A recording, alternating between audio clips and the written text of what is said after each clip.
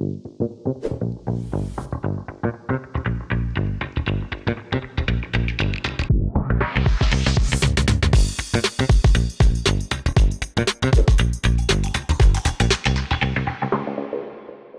to the latest edition of Founders Tales. I'm delighted to be joined today by Luke Winston-Almanzar, who is the CEO and co-founder of Reservoir. Welcome, Luke.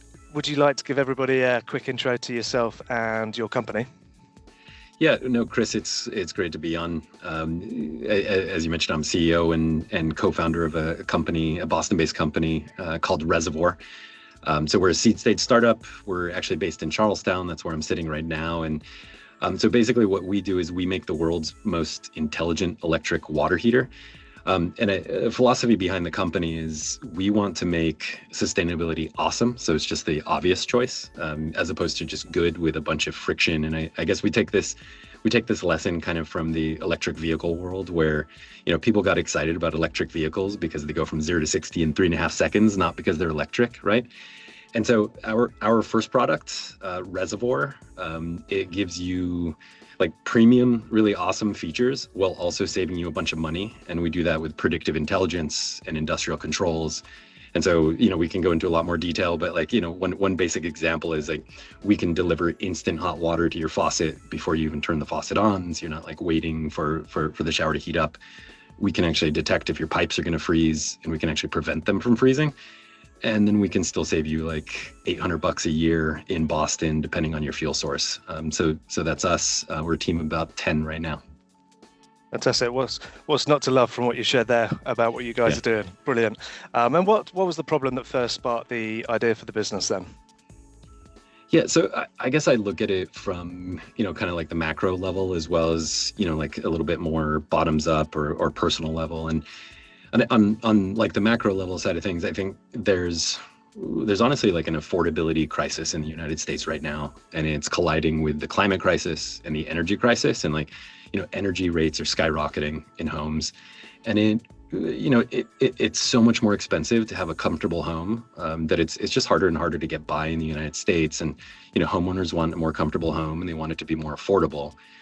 And so we were looking at ways that we can actually impact that. Actually, for homeowners, I've always been super passionate about the built environment, and I was dumbfounded by the fact that I was using more energy to heat my water than it takes to drive an electric car.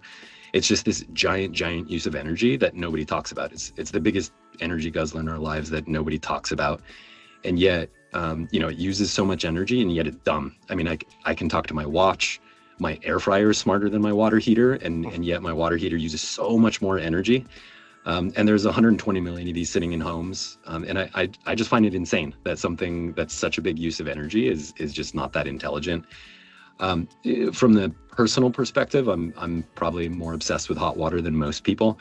I'm the middle of 5 boys. I grew up in rural New Mexico, and we had this small, like 50-gallon gas tank water heater. And I can't tell you how many times I had cold showers, and we had like sibling rivalry over who got the longer shower or who didn't get the cold shower. And I was like, I'm never going back to that. But as I've had my own kids, I wanted to stop burning gas in my house. I don't like the idea. I mean, I've had my own carbon monoxide detector right next to my kid's bed because I just find that terrifying. And I find that kind of crazy. And so I want my long hot showers, but I also want the gas out of my house, to be honest. Yeah, brilliant. And in terms of founding Reservoir, most startups are typically founded by people that know each other directly or indirectly. But my understanding is you guys did not know each other. So do you want to kind of just share how that foundation came about? And off the back of that, what do you feel are the advantages of forming a founding team in that way? Yeah, it's an interesting question. So yeah, Gabe, Jake, and we didn't know each other before we started. I was actually on the founding team of also a Boston-based company called Formlabs. We went from like 7 employees when I was there to almost 1,000.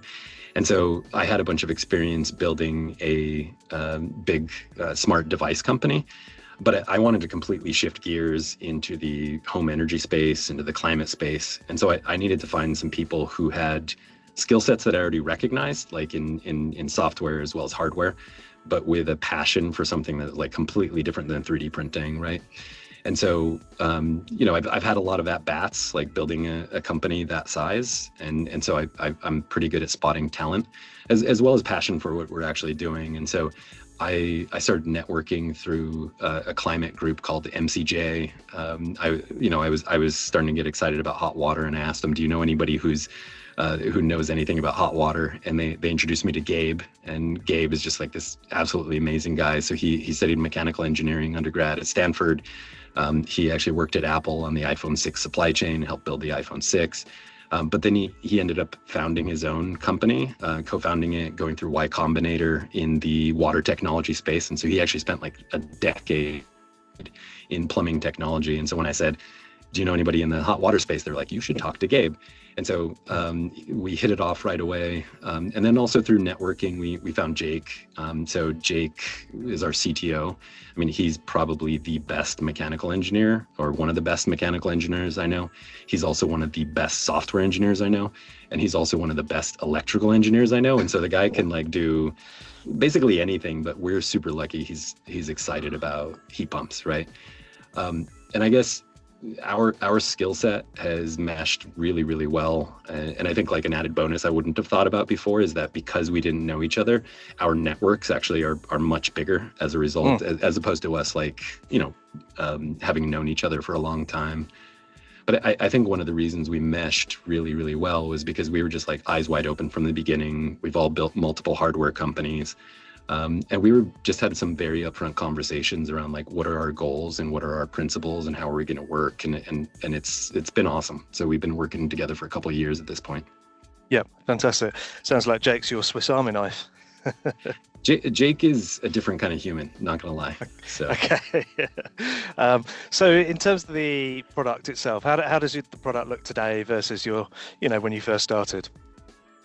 Yeah, well, so we just unveiled our first product in November in the Boston Metro. So it is our first product, and so the visuals haven't changed dramatically, but what I will say is it's beautiful. I mean, Gabe was at Apple, and you could see that in the industrial design, and I think if you see it, you'd probably agree it's the most beautiful water heater you've seen. But what I will say is the first prototype was really, really ugly. We bought an off-the-shelf generic water heater. We hacked it. We lobotomized it. We added a bunch of functionality to it just to prove that it could work. So it looks a lot better since then. What actually is iterating reasonably quickly is the product Reservoir has an on-device UI. So we have software on the device itself. And I think it's the best UI in the industry, but you can also control it from your phone if you want to. And the app is really beautiful. It's just both beautiful as well as just very, very intuitive. And I think one of the great things about smart hardware, a lot of people think about hardware as kind of like stagnant or like it doesn't change that rapidly. But with smart hardware, it can get smarter over time, right? We can do over-the-air updates and the performance can improve. And actually, as we have a bigger install base, it's just going to get smarter. So like Reservoir learns from homeowner behavior, it adapts, and we'll be able to actually add more features, but also save homeowners more money over time just because it's going to get better. Yeah, makes sense. And in terms of your startup journey today, what's maybe one thing that stands out that you thought you knew about building and startups that turned out to be completely false? It's an interesting question. I don't know how strongly I believed this before, but I think I was among people who thought this was like, I think there's a lot of people that think the idea is the most important thing. And lots of people fixate on the idea, and there's a lot of people that glorify the person who had the idea. But if you look around the startup world, around the big companies and everything, you see a lot of cases where someone had an idea they couldn't get off the ground, but the person who executed is the person who changed the world, right? And so for me, it's about people who execute and turn ideas into reality more than the idea itself. And so it's like what's so important to me is building the team, because ultimately that's the people that are going to bring it into reality. I mean, you look at companies like Stripe, for example. I mean, Stripe started out as a game company famously and pivoted to, sorry, not Stripe, Slack. They started out as a game company and pivoted to Slack. And so like an amazing team, and team that can execute, can either make an amazing idea to reality, or it can pivot in the right way to come up with a different amazing idea, right? Yeah. And as you mentioned earlier, you were part of the founding team at Formlabs and spent over a decade there in total. So what do you think are the main things that you took from your time there into launching Reservoir? Yeah, so Formlabs was interesting. I jumped on as the first like generic MBA. I was doing everything the engineers didn't want to do. And I wore a ton of different hats, everywhere from operations to finance to manufacturing, but eventually helped build out a bunch of the go-to-market. And so I definitely learned a lot of things, going from like 7 people to almost 1,000. I would say like some of the lessons I learned were, one, I mean, the cliche is true, hardware is hard. But there's some remedies to that. And like, first and foremost, you got to stay lean. You got to figure out how to move fast, iterate. And once again, I'll repeat that point about building a great team. There's 2 like specific kind of principles that I also brought. One I really like to talk about, Max Lebowski, the founder of Formlabs, he would talk about is like the idea that you should spend your innovation tokens wisely. And by this, we mean, very, very smart people can do a lot of things, but you're still limited in how many cycles you have, how much money you actually have. And so instead of reinventing something that you could buy off the shelf, make sure that you can dramatically improve its performance or its cost. Otherwise, focus on something else. Focus where you can dramatically improve something and actually add a lot of value. We see a lot of companies that either get slowed down or spend too much money doing this. And that kind of goes into the next thing of what I see is like a principle that I hold very strongly here at Reservoir, and it's simplicity is a weapon. And you see some companies practice this. So like at Formlabs, what we would practice, we had fewer SKUs than a lot of the 3D printing companies on the market, which means we could invest more engineering resources into those SKUs, which also meant our operations were simpler, which also meant our go-to-market was simpler. And I think too few people appreciate this. It's easy to think like, oh, more complex is more exciting or more competitive. But something we're doing at Reservoir is staying focused on a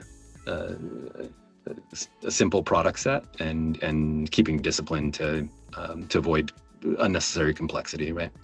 Yep, love that. Great advice there. And in terms of Reservoir, how did you first convince your first investor to believe in the vision that you guys have for the business? Yeah, it's a fun one. I think one of the things I've definitely realized about building startups is that startups, especially in the beginning, are about community.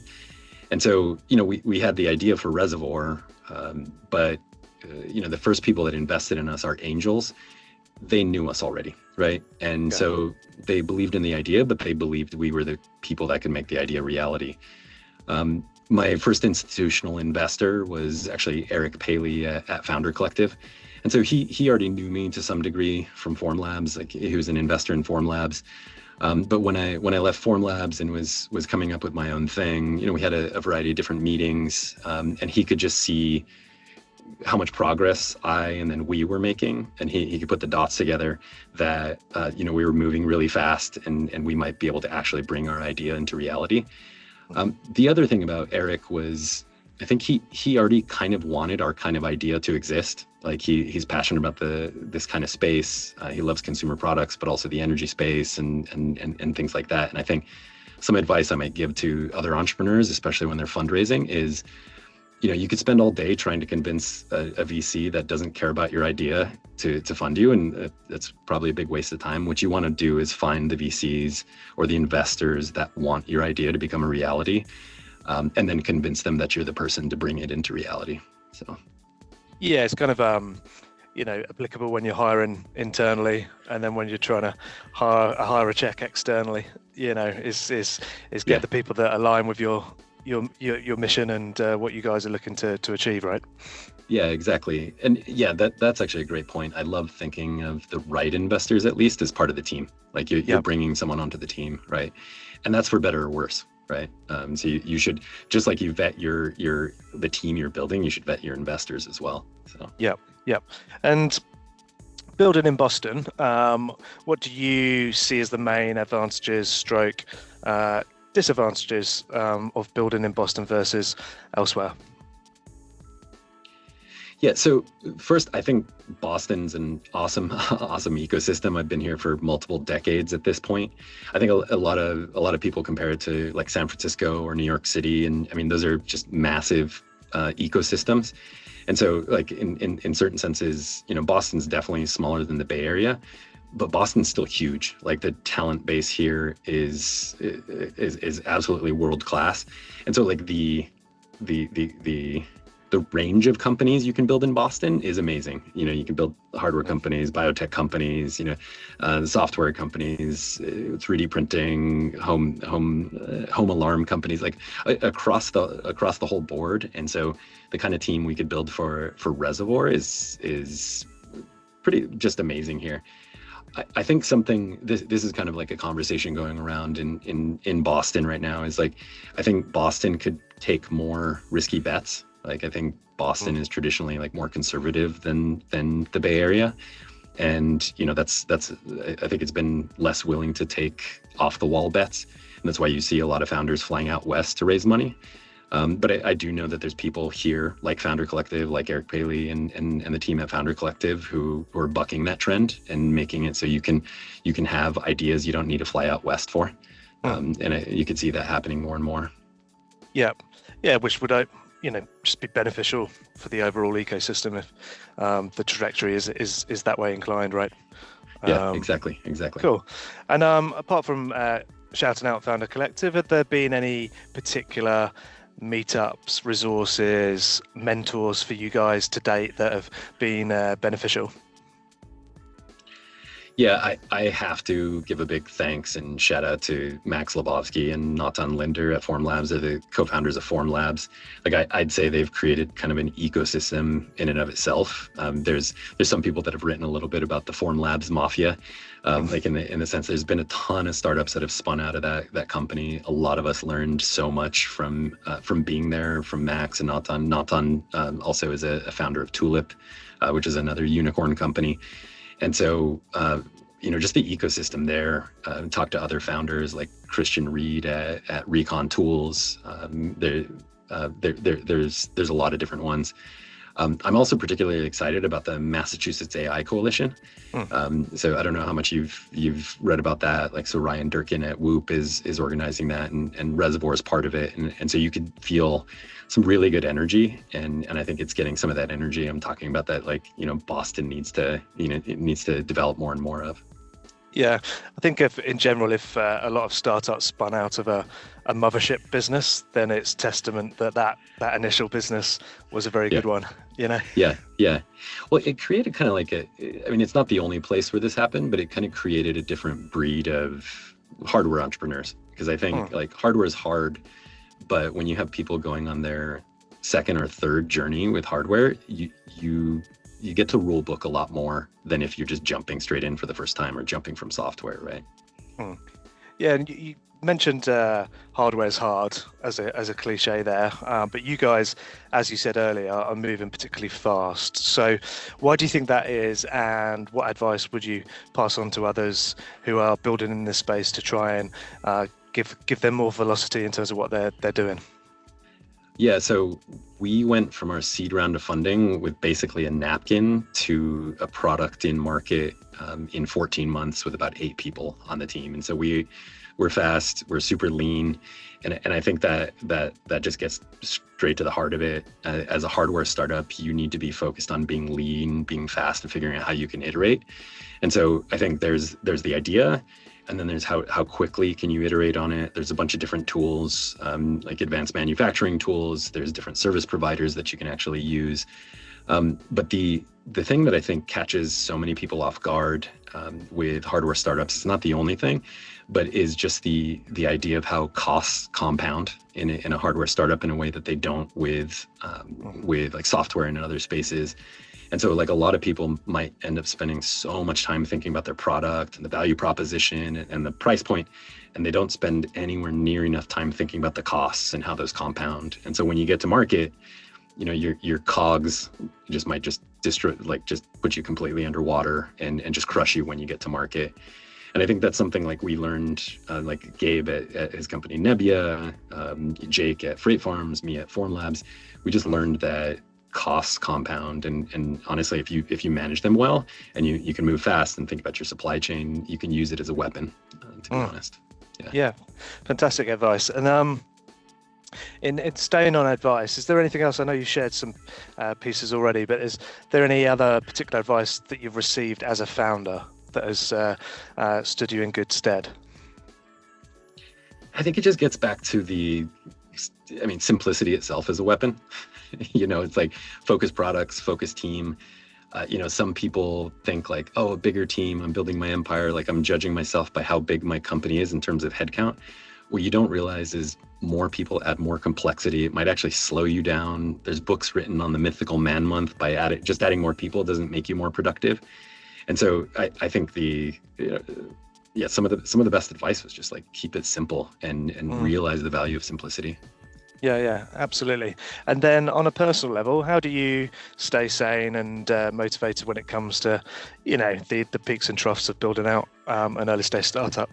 Yeah, that's the $1 billion question. There's definitely some ups and downs, and that's part of the, I guess, type 2 fun of the journey. Is just like, you know, there's some things that are really hard and then you look back on them and they are, some of the best times you've actually had. And then obviously there's the moments to celebrate. But I would say the ways you get through it is first, just like an awesome team. I mean, I've said team probably like 45 times while we've been on this call. But 46. Yeah, 46 times. And, you know, the people you're in this with, one, they help make you successful, but if you're in it with a good team, it's just more fun. It's awesome to be running with an awesome team. Anybody who's played sports gets that. Anybody who's worked with a successful startup gets that. But then it also extends to your family. In a startup life, there is no work-life balance. And so, I have an awesome family, brothers, parents, wife, kids, and they're so supportive. And I'd say the last thing is like the beauty of hardware is you can see what you're doing. You know, it's like so tangible. When we go and install in someone's house and you could see that it's different, you could see the difference in their energy bill. You know, when I talk to my kids and they're like, what did you do today? I'm like, let me show you some photos. As opposed to like, you know, if you're working in some kinds of companies, it's hard to explain to your kids what you're doing, you know? And so that's really motivating. Yeah, brilliant. And finally, you've touched on the products now gone to market in the Boston area. What's does the remainder of 2026 look like for you guys? Yeah, I mean, so we're running. I mean, we're in a bunch of homes in the Boston Metro now, and you know, the product is awesome. We are just working harder and harder to make our home service experience more awesome. And so it's about scaling now, first in the Boston Metro, getting into a lot more homes, making a much bigger impact for homeowners, getting the word out. And then we want to expand to our next couple cities. Like our goal is we're incubating something amazing in Boston, and then we want to take it national. And so we're growing our go-to-market, we're growing our install teams, and very excited for 2026. Yeah, well, exciting times. So yeah, it must be particularly exciting seeing as you said, this is the reality of it now. You know, physically, you know, is happening. So listen, look, thanks very much for joining today, Luke. I've really enjoyed speaking to you. Love the problem and the mission of you guys, and I look forward to seeing Reservoir go from strength to strength, initially in Boston, and then, as you said, in other metros in the not too distant future. Yeah, awesome. This has been a lot of fun, Chris. Thanks for having me. Pleasure.